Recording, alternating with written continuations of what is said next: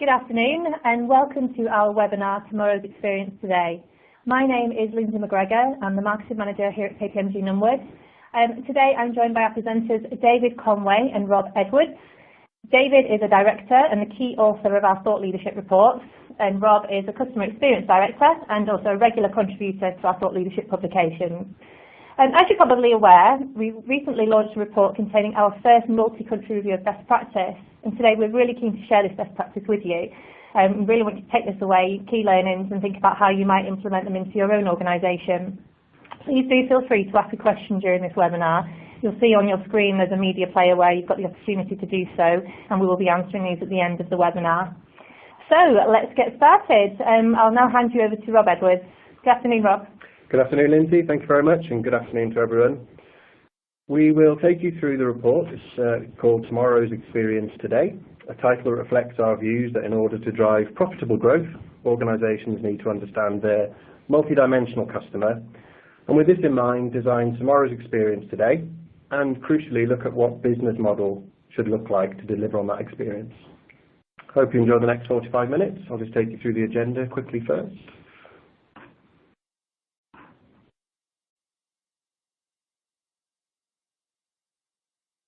One second. So, as you can see there, we've got methodology coming up, and we'll tell you how we run the report and how we run the research. We'll then look at a crucial area, which is the economics of experience excellence, something that's on everyone's mind.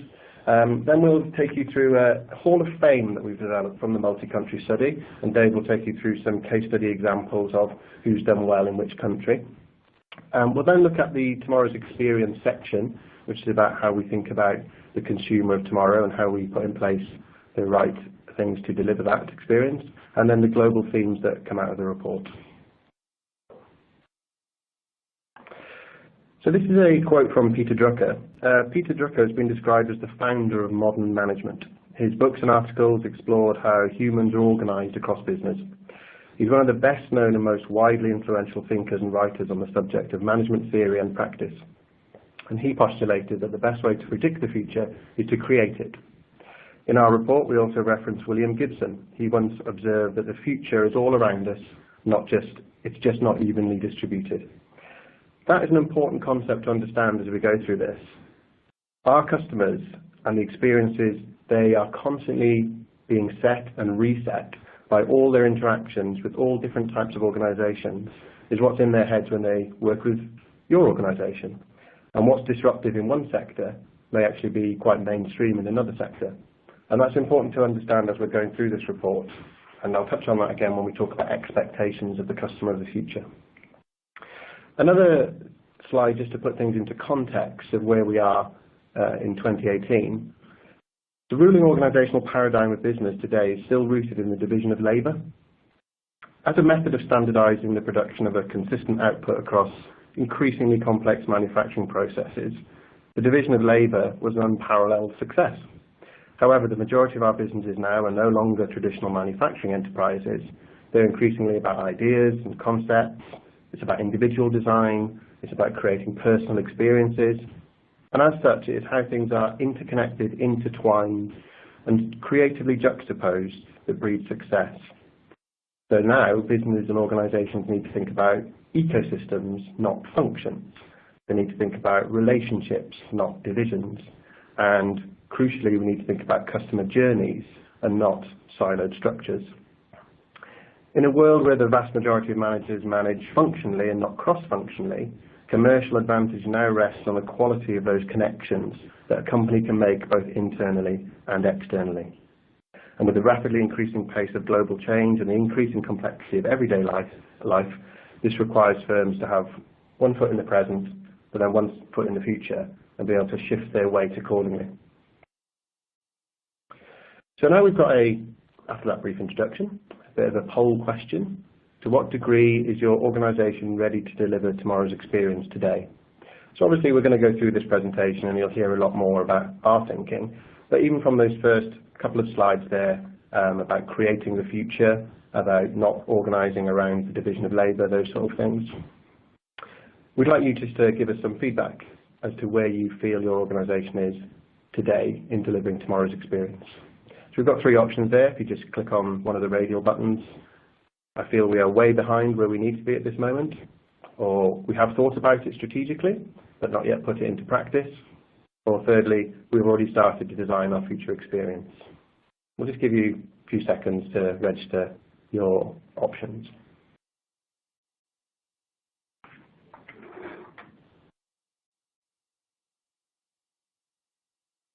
What we'll be doing is asking that question again at the end, and it'll be interesting to see if anyone has a change of heart during our presentation as to what we're telling them and what we've learned. So we've got some answers in, and it looks like the majority of you feel like you've thought about customer experience strategically, but are maybe yet to put it into practice. Although it does seem there's a healthy amount of people who feel like you've already started your design of future experience. And as I say, we'll revisit those at the end and see if any of those situations or mindsets change. So very quickly, because I want to get into the actual findings of this report, but we do want to just talk you through how we've got to where we are today. So we operate, KPMG Numwood have the Customer Experience Excellence Centre. This was really born out of a need to understand, encode and categorise customer experience. So many people go out and measure your typical KPIs like NPS or CSAT or effort or those sort of top of the tree sort of measures. But what we were quite keen to do is look at slightly below that, what we call the DNA of every outstanding customer experience. And through that investigation of our own, we developed the 6 pillars. And these were born out of customer verbatim, and I'll go on in a second to talk about these in a bit more detail. And we've been now implementing, measuring, designing journeys around helping organisations think about these 6 pillars for the last 9 years.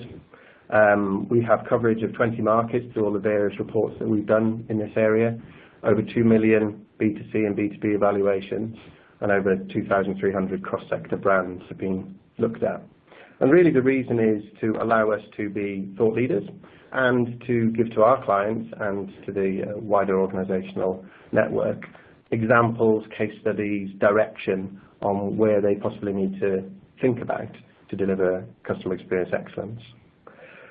What we're ultimately trying to do is help organisations design and enhance the effectiveness of their own CX programs through advanced customer insight and planning, measurement systems, designing the experience, looking at their overall customer experience strategy, and eventually hosting all that on our technology solution, which is CX Cloud, that allows organisations to socialise and democratise data and is a platform for hosting all aspects of customer understanding.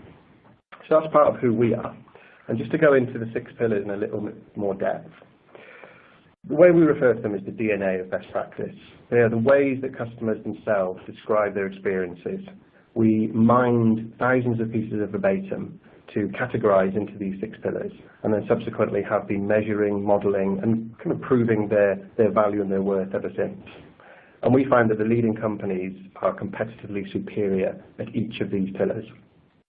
They provide a checklist for creating both outstanding employee and customer experiences. These can equally be applied to your internal functions, your employees, your colleague teams. And in fact, we do find, and we'll reference later on, that those organisations that do well in our studies do have also a very advanced employee cultures. And crucially, they provide a mechanism for prioritisation and sequencing CX implementation. So if I'll just take you through them quickly, we've got personalisation, which is using individualised attention to drive an emotional connection. We have integrity, and we'll talk a little bit more about this towards the end in the global themes, but it's about being trustworthy and engendering trust. We have expectations, managing, meeting and exceeding customer expectations. And just to dwell on that for a second, as I referenced earlier on, customers constantly measure all their interactions on the basis of their other interactions. So if I can book a flight and order the book I'm going to read on that flight, sat in my pyjamas in front of Love Island, why can't my mortgage payments that month be upped? Why can't I move my savings around? Why can't I book a car service? In fact, why can't I do anything I want in that same environment? And these are the ways that customers are now measuring their experiences with all the organisations they interact with. The next one is resolution, turning a poor experience into a great one. And here we have something called the service paradox. We score higher when we resolve. So the initial reason for complaints or the initial reason for bad experience can have less of an impact than how we actually deal with it as an organisation moving forward. And that's really important to remember as well, that if you can resolve a poor experience, you can actually turn around a customer to becoming an advocate. Time and effort, minimising customer effort and creating frictionless processes.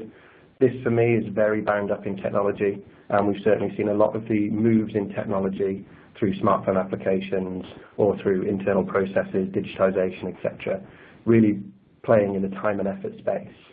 And then we have empathy, achieving an understanding of the customer circumstances to drive deep rapport. Now, those organizations which do the best in our studies are those ones which have really cracked empathy and personalization. However, to get to empathy and personalization, you need to be delivering on all those other pillars. And in fact, in our transformation sequence, as we call it, we have integrity as our kind of concrete base layer. And it's about delivering what you say you're going to deliver in the way you're going to deliver it. And then we move up through the pillars to achieve personalization and empathy at the top. But those customers which regularly cite excellent experiences are normally talking about empathic or personalized experiences. So finally, on the methodology, we've surveyed for this report 14 countries, 54,000 consumers, 1,400 brands, and within that we have over 500,000 individual brand evaluations. You can see on that slide very quickly where those countries are and how those customers have fallen out. We would in the future like to keep adding to this and create a truly sort of global coverage. So on to the economics. Many organisations now do understand the need for customer experience, as exemplified in the poll that you just answered for us. And they understand that customer experience needs to be seen as a driving force in the organisation. However, a key board-level question is always, what are the financial benefits that we'll see? Now, we work with individual organisations, and it is a very deep investigation that requires a lot of data and actually a lot of time to uncover the linkages on an individual organisational basis between the customer experience, the measurement, and the profitability. However, at an aggregate level, we can reflect on the financial advantages of being customer-centric. If we look at the financial performance of organisations and we compare them to the organisations that do well in our studies, and particularly in this study, we see that the revenue growth of the top 50 brands in our study is 54% greater than the bottom 50. We see a huge growth in EBITDA with 202% growth in the top 50 brands greater than the bottom 50. So at an aggregate level, when we compare our study with financial performance and market reports, market share, those sort of things, we've got a real clear indication there that those people who are really punching with customer experience are doing better on financials as well. And when we look at how that might play out across an organisation, there's certain stages that organisations will go through and start seeing the results of implementing the 6 pillars. So we start with the customer experience. If we then encode and design around the 6 pillars, we can start to see or expect to see some of these next layers coming through. So the first order results would be loyalty, happy to repurchase from you. Will be cross-selling, you can sell more products to those people who are loyal to you. They have a lower price sensitivity, and they're creating positive word of mouth. What that means in the second order results is that leads to lower acquisition costs, lower cost to serve. We get a far more stable client base, which means we're not chasing. We can possibly start charging premiums, higher pricing, higher sales volumes, and crucially a positive reputation. And I think personally that's really important, especially in this day and age of social media and the sort of pervasive use of smartphones, messaging services, etc. In another study that we did, we actually saw that 90% of customers stated they were influenced by online reviews before purchasing. So that reputational aspect is becoming, I think, far more important in this sort of social media-driven world. And then finally, we have the drivers of shareholder value.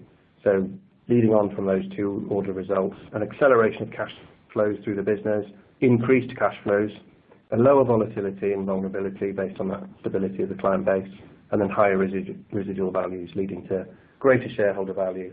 If you haven't got shareholders, greater member value, greater profits. So, I'm sure you've all had enough of my voice for now, so I'll relieve you of that and hand over to Dave Conway, who will take us through some exemplars of CX as highlighted in our report from the Hall of Fame. Thank you, Rob, and good afternoon, everybody. Like me, you're probably trying to get that image of Rob in his pajamas watching Love Island out of your heads. And I'll do that now by taking you through the Hall of Fame. So we start in the US. And interestingly, in the USA, we see that a new organization tops our league table there. That's the Navy Federal Credit Union. So for the past 3 years, USAA has led our index. This year, Navy Federal Credit Union have come straight in at the top, straight in at number 1. We hadn't included them in previous years. They're a substantial organization. Something like 14,000 employees and 90 billion of assets, so they are, a substantial business. Their emphasis, their entire focus is on their people. So Rob alluded earlier to the link between employee experience and customer experience.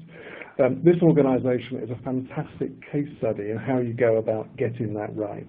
They're very careful about who they select. They're very careful about how they motivate and energize their people. And when we look at the feedback from their customers, most of their customers talk about what a pleasure it is to deal with people at Navy Federal. So moving to Australasia, 2 organizations there which are of interest. The first is Singapore Airlines. So Singapore Airlines again do really well in our research, and there are 2 dimensions to their success. So the first is their emphasis and focus on the traditional values of Eastern service. They sort of embody this in their advertising around Singapore Girl, but the emphasis they have is in the quality of the interactions that their people have with the passengers. The second part of Singapore Airlines, which makes them interesting, is their emphasis and their focus on the digital side of engaging with customers. And they've invested hugely in a digital lab which allows them to experiment and play with technologies. And indeed, one of the reasons that we titled this report, Tomorrow's Experience Today, is what we see across all of these great organizations is a focus on experimentation, a focus on understanding the technologies and seeing where and when they make a difference to the customer experience. The second one is Farmlands Cooperative. So they describe themselves as a way of life rather than a retail business. So a mutual organization operating in New Zealand, very purpose-driven, very focused on their suppliers and providing their suppliers with an outlet across New Zealand. So now we move into Europe, and Top Denmark is an insurance company rated by its customers as being fair and kind. Interesting descriptions of an insurance business. MIF is in France. It's another mutual organization, and they describe themselves as, or their purpose as solving customers' life problems. And what makes them interesting as an insurance company is the way in which they progress to solving wider issues that their customers and members have. They have a part of the business that's dedicated to doing just that, so dealing with social issues like Meals on Wheels or carers or childcare. There's a set of things that they do, being a mutual, which perhaps are wider and go further than we would expect from a financial institution. In Italy, we saw Apple Store come number 1, and Apple Store have introduced Today at Apple, which received huge plaudits across Europe, but particularly so in Italy. Today at Apple allows you to go in to share experiences, to share photographs, to learn from Apple employees how to make the most of the photographs that you collect and make using your technology. KLP is a life and pensions company based in Norway. It's an organization that's entirely focused on ethics and are very prescriptive about the types of organizations that they will deal with, the types of organizations that they will invest their members' funds in. There are lots of organizations that they refuse to invest with on the basis that they feel that those organizations do not actually provide any form of social benefit or have any form of social purpose. Lush is an organization that we've talked about in the past. They came number 1 in Netherlands. Again, another purpose-driven organization, perhaps Not all of us always agree with the campaigns that they run. Their campaign in the UK most recently being an indication of that. But nonetheless, they are a business that sees themselves as having a much greater purpose than just making money for shareholders. In Luxembourg, the number one was a company called Ernster, who are a bookshop. Now, they don't have very many outlets, but what makes them interesting is how they've moved online and how they've competed with some of the US megastores. And they focused on the love of reading rather than selling books. So their emphasis is on encouraging people to experiment with new genres, to move into reading things they might not previously have thought about reading. But their expertise is very much in being able to source any form of book from anywhere, but also provide it within the context within which that book was written, and provide much greater added value to their readers. And then in the UK, we have QVC, of course. QVC has moved inexorably up our league tables over the last 20 years or so. The last 10 years or so. And it's Rob in his pajamas again. I just can't get that image out of my head. The beauty of their approach is the way in which they've locked on to the really understanding in depth the nature of their customer and responding and adjusting what they do to meet the needs of that particular customer. So finally moving into the sort of Middle East, we have China and Alipay, a platform-based business. Parent is Alibaba, but they have moved into providing a range of different products and services, all integrated around the platform and aimed at their customers. What makes Alipay interesting, or the focus interesting, is that they realize that customers left small amounts of money in their account. So on their behalf, Alipay invests that money on the money markets, and in return, customers get a rate of interest that many of our respondents say exceeded the rate of interest they would actually get from a bank. In India, we have Taj Hotels. Their focus is on the quality of service and the degree to which their staff really focus on meeting the needs of their customers and guests. And then finally, Emirates, the airline. Emirates, outstanding at creating memorable experiences for their passengers.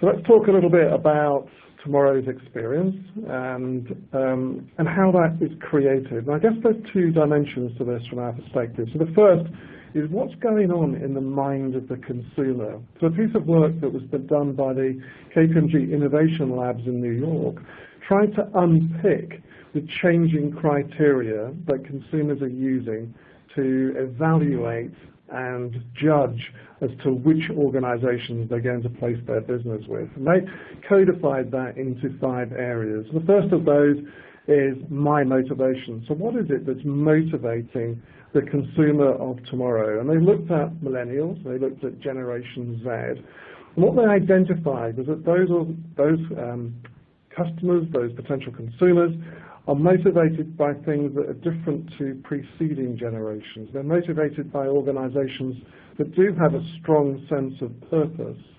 And what makes that interesting, of course, is when we look at the 14 companies that we just reviewed, all of them have a strong sense of purpose that unifies and makes their experiences cohesive for the customer. The second one is my attention. We're all time poor, aren't we? It's very difficult for us to spend time on any particular subject or any length of time. Now, my attention is all about how do you gain the consumer's attention at the point in time where they're thinking of making a purchase. And the research shows the importance of relevance, which is being able to lock on to the sorts of things that customers are preoccupied by at a particular point in time. And to do this, we looked at life events and events generally in people's lives. Events that occur, if you respond to them carefully, increase the relevance of what you do. So USAA, who I've said previously came top in the US, very focused on life events. And they describe the fact that historically they've been able to work out when a customer has gone through a life event. Now, with advanced analytics, they're able to predict when a customer goes into a life event. And that allows them to lock on to the customer and provide a range of incentives that will encourage the customer to want to deal with an organization that shows they understand the customer's circumstances. Next one is my connection and how we connect to our ecosystem of colleagues and friends. And what's interesting here, of course, is that many organizations around the world measure NPS, Net Promoter Score. It's a measure of advocacy. But very few organizations equip their customers to actually advocate on their behalf. And what the research does is it looks at how organizations increasingly are enabling their customers to spread the good word about them to their wider network. We've then got My Watch. So My Watch being the time that I have available. We talked about being time poor. But what's interesting here is the trade-off that's being made between My Watch and My Wallet. So My Wallet being how I determine what I'm going to spend money on. And what the research shows is an emerging difference in what people are prepared to invest time in versus what they're prepared to pay to have something done for them. One has to only look at the demise of the DIY stores in the UK to see the commercial impact of this shift as it starts to take place. And I guess probably fundamentally what this research identifies is the concept of generational drift, which is many of the things that we would see in historic generations are now occurring much later in life. Millennials are getting married later, they are having children later, they're buying their first property later.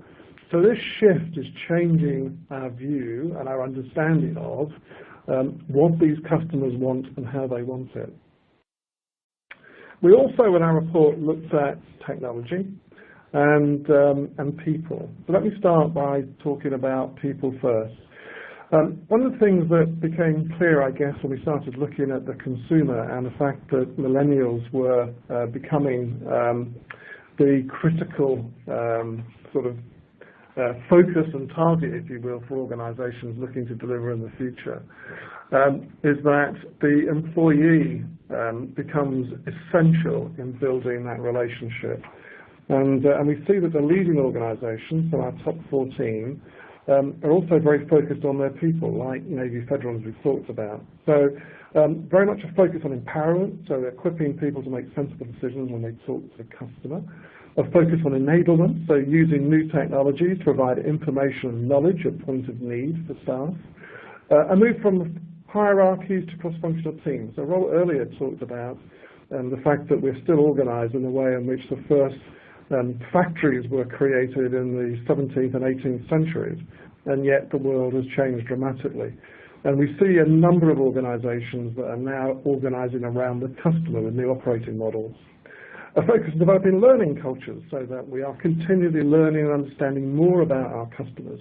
And we've talked a little bit about experimentation and iteration of new technologies to enable that to take place. A more scientific approach to talent acquisition. One of the things that distinguishes all of these leading companies is they are very specific on the type of person that they want to recruit and to deal with their customers. Very much it's values-based. It's almost the sort of Southwest Airlines area of recruit for the smile and then train for skills. This is increasingly the case that we see with many organizations. Dave, I think on that point, you mentioned before in different reports that we've worked on that even financial service organizations or people like that look to the hospitality sector for their kind of recruitment. Great point, Rob. Yeah, so Zappos in the States moved from San Francisco to Las Vegas, so they could tap into the hospitality sector. First Direct in the UK recruit primarily from the caring professions because they're looking for people that are able to build empathy very quickly, in their particular case, over the telephone. So yeah, no, you're absolutely right. So an understanding of the workforce of the future, so of course millennials are now going to be moving into our workforce and they have a different set of priorities and needs. A focus on the employee experience and employee journeys. And it's interesting that many of the tools and techniques being used for customer journey mapping are now being employed internally for employee journeys. And then finally, looking at new means of rewarding. So less about rewarding people on their position in the hierarchy and much more about their contribution to the customer. So these are the sort of the range of technologies that we also looked at. Again, there's a very good report being produced by KPMG from which this was extracted. But here we look at each of the major technologies, those technologies that we see organizations experimenting with at the moment. And we've mapped them across to 6 pillars. And what was interesting to us was the fact that each of these technologies contributes to 6 pillars in a different way. But you can see that the 2 pillars that will be most affected by these new technologies are personalization and time and effort. Our report goes through the application of each of these technologies and how they play out by each of the 6 pillars. But what we think is interesting is the fact that very few organizations have yet understood how to make the most of these technologies. They're still very much in the experimentation and iteration stage. So this chart looks at all the different technologies, again from a wider piece of work done by KPMG, and it draws a picture of how these technologies will impact over the next sort of 5, 10 or 15 years. And again, I think probably what's interesting to us as researchers and seeking to understand what's going on in this world is that the vast number of customer-touching technologies, those technologies that will really impact the experience, are those that we will see manifesting themselves over the next 5 years. So it is imperative that organizations, if they want to take advantage of these technologies, are starting to use them now. There's almost, to borrow a line, you've got to be in it to win it, really. You've got to be understanding how these technologies play out today if you're going to really get the future before your competitors.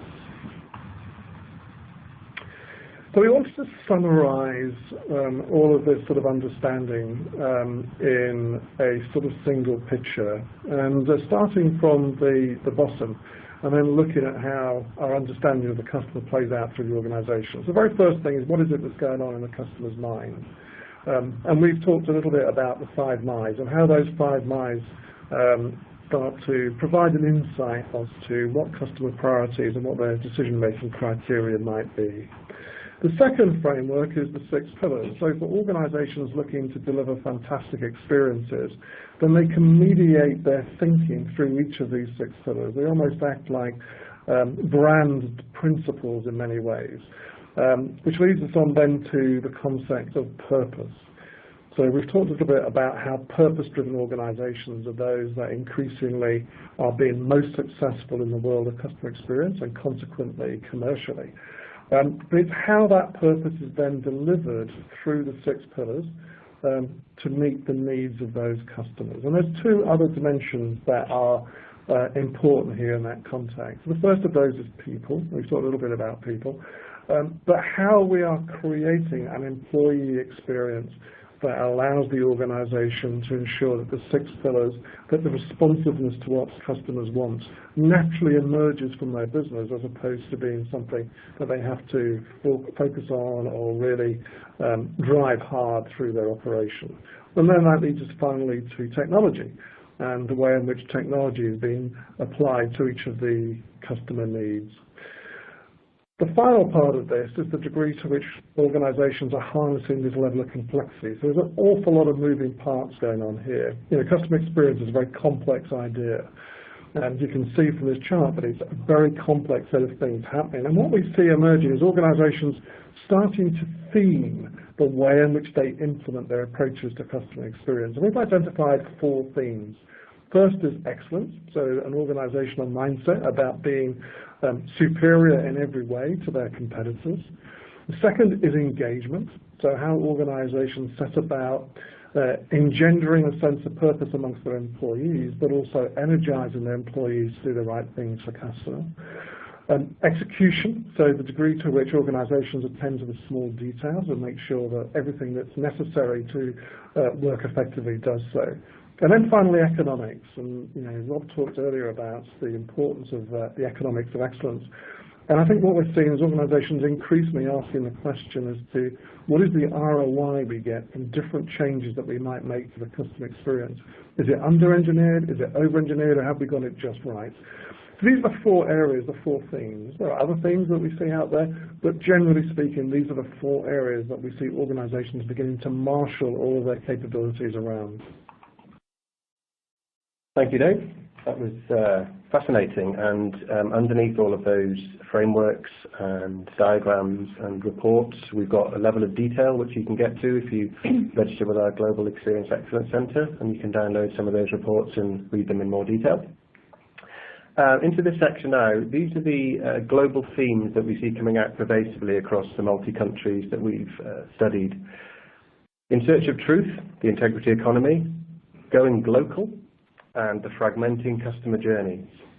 I'll just take you through a summary of each of those.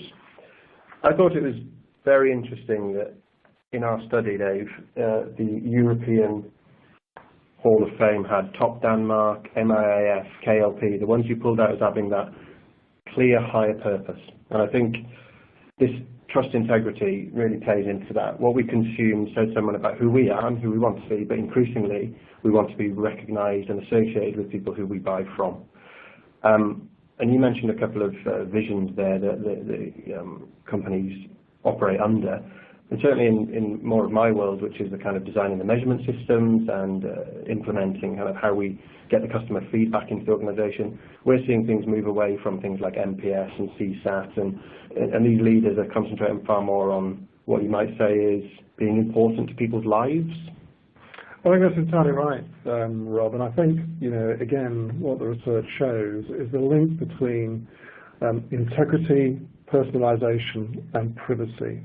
So we live in an ever more finical world. Every day we hear about data escaping from organisations again into the wrong hands.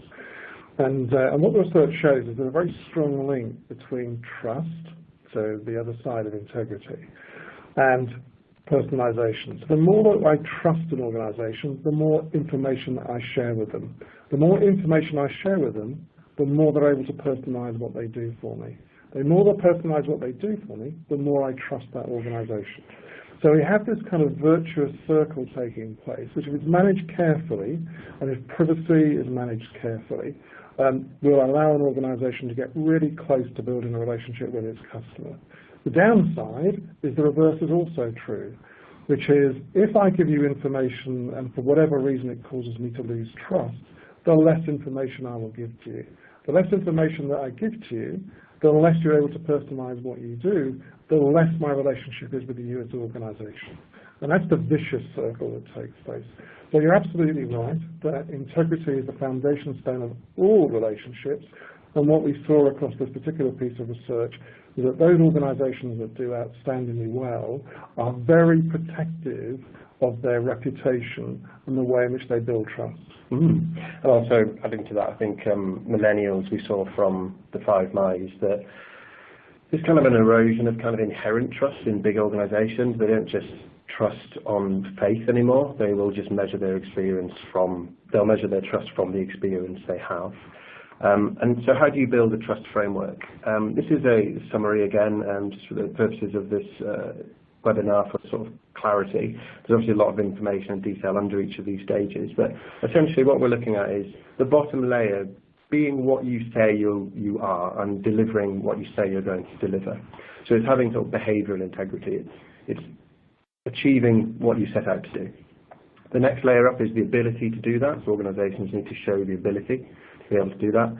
And then crucially, acting in the consumer's best interests. And then at the top of the tree, we've got the brand principles, which would be far more in their purpose or their vision, as Dave illustrated in the framework diagrams earlier on. And I think you can actually work backwards through this pyramid as well. You can say, well, if we have a purpose as an organisation, which is X, how do we ensure we deliver that purpose whilst also delivering the consumer's best interests? So we start coming back down. How do we show the consumer that we are delivering that through our ability, through our processes, through our frontline staff, through our digitised systems, whatever it may be? How do we show that purpose and acting in the best interests actually happening? And then leading to behavioural integrity. So that's a little example of how you could possibly build a trust framework or think about all the elements within a trust framework. And just to summarise in a kind of journey way, integrity and its outcome are the basis of all relationships, as Dave said. I really like this phrase that Dave came up with, which it's gained in drops and lost in buckets. I think that's really interesting. It takes a lot of time, that virtuous circle that Dave talked about, to build trust, but it can so easily be eroded if you don't have that behavioural integrity in place. And then, as we mentioned, in these days of cynicism and mistrust, organisational integrity is vital. Social media requires extensive risk management. I alluded earlier towards reputational damage and certainly reputational talk on being ever more pervasive on social media platforms. And then caveat emptor, the belief that the consumer is responsible for assessing the quality has been replaced by demonstratively acting in the consumer's best interest. So it's up to us to deliver the best experience to the customer, not up to the customer to define it for themselves before they even act with us. So we've got a little spotlight here on Netflix. David mentioned a few case studies from the Hall of Fame. We've pulled out Netflix because there's, within this sort of operating model now, they've got 2 or 3 really interesting things they're doing to forward their customer experience. Highly focused on managing content. The dubbing, subtitle, and increasingly mix of local content make Netflix more relevant in the countries it serves. They have what we call advanced hyper-personalization. We could maybe put Amazon in that same bucket. And then this idea of moving forward, developing content which is far more three-dimensional, experimenting with multiple story branching options. Remember when I was in school, which is a long time ago, we had our choose your own adventure books. I don't know if anyone out there remembers these, but you could actually navigate your way through a story with different options of what page to jump to when you were having that story, reading that story. I can certainly see a future for Netflix where you can almost choose your own TV program and how it played out. And that's the sort of area that Netflix is looking at, hyper-personalization. And we've got a respondent verbatim here. Thanks to Netflix, I can watch whatever I want, whenever I want. I can find the original content compelling, and there's always something on the suggested content that interests me. Dave told me a story about drunk Mark and sober Mark at one point, where you can set up your different profiles, and this chap Mark had decided that drunk Mark wanted to see a certain program and sober Mark didn't, so that was one way of hyper-personalizing. I also heard a story about a customer who created their own ghost profile, and they called it something innocuous like settings or something like that. And it's where she stored all the content that she knew her ever-watchful partner would be critical of if she watched it in front of him. So it was like a secret profile just for her. A bit like Love Island, Rob. Just a bit like Love Island, yes. It's the one I go through in my pyjamas. So going global. Great companies have become adept at localizing around a universal concept. It's that idea of having a recognizable global presence, global brand, global purpose, but delivering that in a very local way. Localization for the global players refers to marketing, position, merchandising. You can add to that tone of voice, language, etc.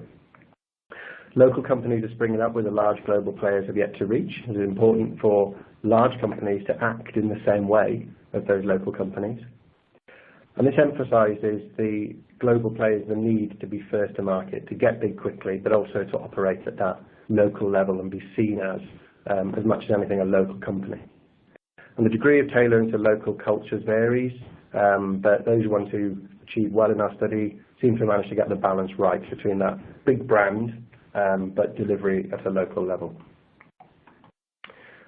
Dave mentioned earlier, and again we've got another bit of a case study on Alipay here, mobile and online payment platform, direct links into more than 65 financial institutions to facilitate those payment services, more than 460,000 online and local Chinese businesses. What's interesting, and Dave alluded to MAIF earlier, who have their, I think the department's called Organisation de Pratique, which is their department that Dave mentioned. And I think this app also does similar things where, ostensibly it's a payment app, but you can use it for a variety of other tasks. So ride hailing, for instance, and insurance collection. And it's about playing into another theory that we haven't touched on today called jobs to be done, which is about understanding that there may be an end goal in the consumer's mind, but around that end goal there are lots of other things that consumer has to do. And just to bring another analogy in here, for instance, I don't think anyone sets out to have a mortgage. What they set out to do is buy a house. And when they're buying that house, they have to get a mortgage, mostly. But they also have to do a number of other things, like arrange insurance and even arrange delivery days. And MAIF, for instance, within that context, have got links to childcare providers and Meals on Wheels and things like that to help those customers achieve their goals whilst helping them with all these other tasks they have to do around that. Fragmenting customer journeys is the final of our three sort of global themes. Where I see the fragmenting of customer journeys particularly acutely is in things like retail, and you can certainly see that playing out. And to get you away from the image of my pajamas, Dave, I'll give you an image of me and my sunglasses. So I, for instance, wanted to buy a pair of sunglasses. I went to a retail store to try them on. I wanted to get the right size, and I wanted to get the right lens shape, and the style, and the colour, and the brand, etc. But whilst in the store, I'm looking at my phone for price comparisons. So I'm using the physical presence of the store to help me understand the product, but actually my purchase is after I've left the store, I go home, I look for the glasses online, I actually found a discount voucher for the store that I was looking at, and I had them delivered the next day. So that's a really interesting fragmented journey. I didn't go to the traditional journey, try them on, go to the counter and purchase them. I tried them on, got all the physical aspects out of the way, knew what I wanted, but then went somewhere else to purchase them. And they were still with me within a relatively similar and acceptable time frame. So what we see is the internet being a real fragmenter of customer journeys. Initially, the internet facilitated unbundling, so customers could tailor more precisely to their needs, but now we see almost a rebundling around platforms. It's re-enabling it's sort of an ecosystem of suppliers with related loyalty programs and offers to work together. And we think the internet will become the battle of the platforms as integrated ecosystems vie for the customer's attention. And one thing organisations really need to now consider is, where are they in terms of this battleground? Are you going to be a platform owner, or are you going to put a product line on someone else's platform? So into the final section, and really we're just going to sort of finish with a bit of a checklist of various things we've talked about. And again, thinking about that poll, which we're going to ask you again in a second for your responses. Where are you at the moment? So we've got tomorrow's employee. Have you got the things in place to align the employee experience with the customer experience? Do you empower and enable your people? Are they clear on the boundaries that they are allowed to work within for decision making? Do you operate as a team of teams? Do we reward customer-centric behaviour? The most forward-thinking clients that we work with actually will have remuneration and bonuses of their top executives based on some level of customer metric. So the engagement of employees requires firms to get these factors right, as well as other things, and develop that culture of customer centricity. Technology, our technology tech list. Are we testing and trialing new technologies? Do we have a view as to the customer life problems we can fix? It's not just about technology for technology's sake. It's about understanding all those jobs to be done, all those areas of a goal that our customers are trying to achieve, and what technology can we investigate to help them achieve that? Are we developing our digital spine? So not just the customer-facing technologies, but digitizing processes, digitizing documentation, having slicker internal processes, joining up the front, middle and back office and enabling that customer self-service. New technologies are transforming every aspect and the leading companies need to understand where these aspects are. Understanding tomorrow's customers, we've talked about the 5 Mys, we've talked about the 6 pillars, we've talked about the wider framework that Dave illustrated and which we can give you access to. Have we got those things in place? Have we got that thinking in place to implement these things? And what are the implications of the boomer echo effect and generational drift? So one thing that Dave talked about was generational drift in the My 5 Mys report, where things are happening later in life. What we didn't mention is the boomer echo, which is basically generation boomer learning now from their children rather than the other way around. So you've got, as I'm sure you've all experienced, people teaching their parents, grandparents how to use smartphones and how to use the internet. And certainly, a few years ago, Barclays with the Digital Angels kind of operation were in that space of trying to educate people to exist in a world of digitization. So, back to our poll again. Now you've heard sort of 35, 40 minutes of theory and talk and case studies and evidence given. It's about reflecting on that a little bit, and you may have given one response earlier on, and now it's thinking, okay, now I've heard all that, did my response change? So we'd really like you to plug in again and say, to what degree is your organisation ready to deliver tomorrow's experience, having heard all that? Again, I feel we are way behind where we need to be. Secondly, we have thought about it strategically, but yet to put it into practice. And thirdly, we've already started to design our future experience. And again, we'll maybe take 10, 15 seconds just to reflect on the answers coming through before we finally go to this final slide.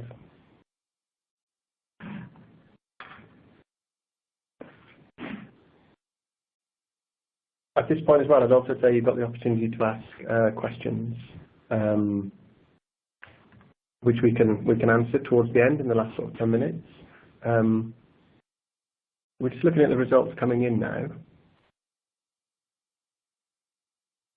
We'll evaluate those as they come in, actually. Let's just go through the final few slides, and we'll come back to that once we've got a firmer view.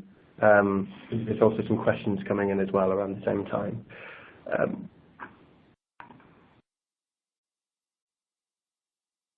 I'll just click on the next slide. Here we go. So, what will you do next? I think that's the final sort of question to ask. We've talked a lot of theory, we've talked a lot of examples, we've talked a lot of best practice.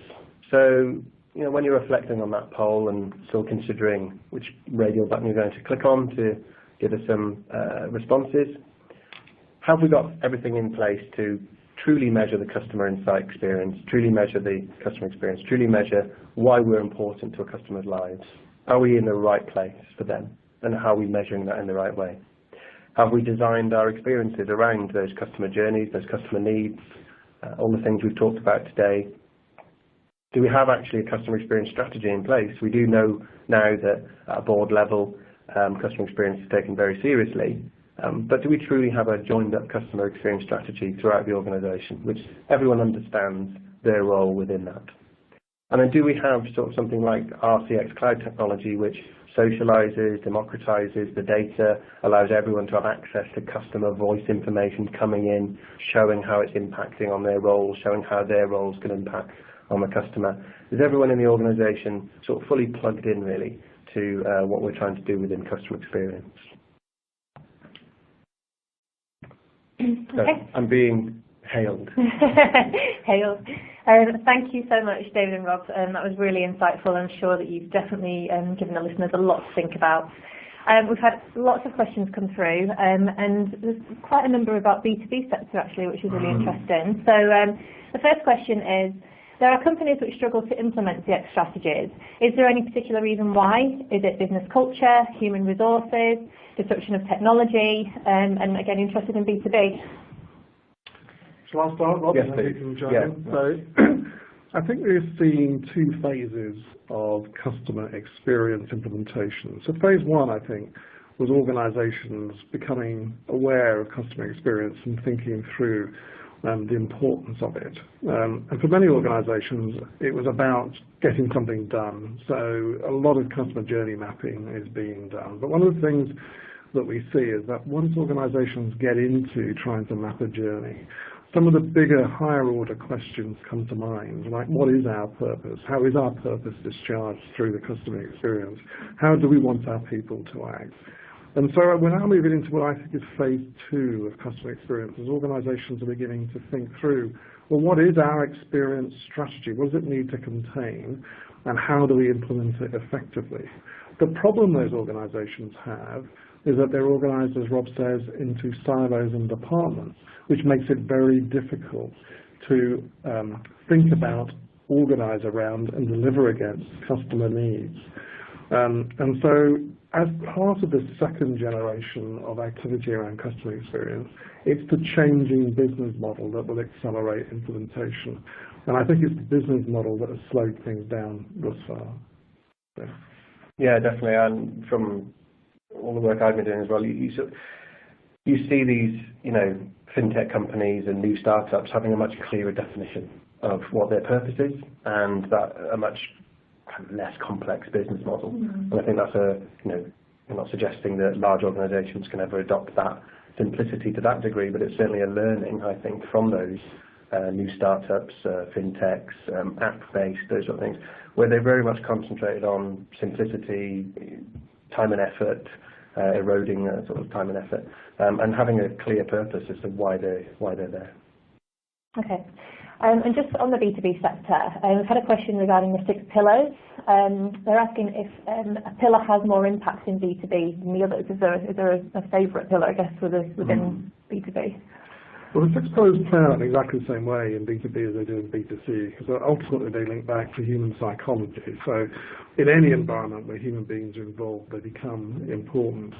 The one that seems to be most important in the business-to-business sector is integrity, on the basis that all business-to-business activity is based on a relationship that is anchored in trust.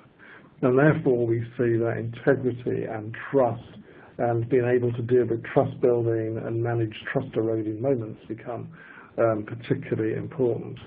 Conversely, in the B2C world, personalization has a bigger impact on NPS scores and customer satisfaction. But of course, as Robert alluded to earlier, these 6 pillars are organized in a hierarchy, and like Maslow's hierarchy, you have to move through each level before you feel the benefit associated with what you've done at each level. But I'd pick one out for businesses, I'd pick out integrity. Okay. Next question, where can I find more information about designing the future experience? Good question. Good question, as I've just put up this slide, which is our further Oh.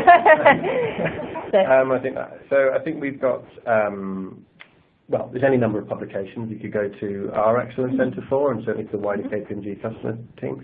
And, you know, after this event, if there's any interest, it's picking up the phone to the contacts on the back of the report and getting in touch, really, and we can help navigate through some of what organisations are struggling with. Okay, brilliant. I'll try and fit in a couple more if we can. Of the top 14 organisations you have identified, which one can I learn the most from? A big question. It depends, I suppose. Because Rob says it depends on where you are and your level of maturity in this area. If you want to understand, you know, how to focus on integrity, then I pick out, you know, Top Denmark and KLP as being 2 organisations to focus on.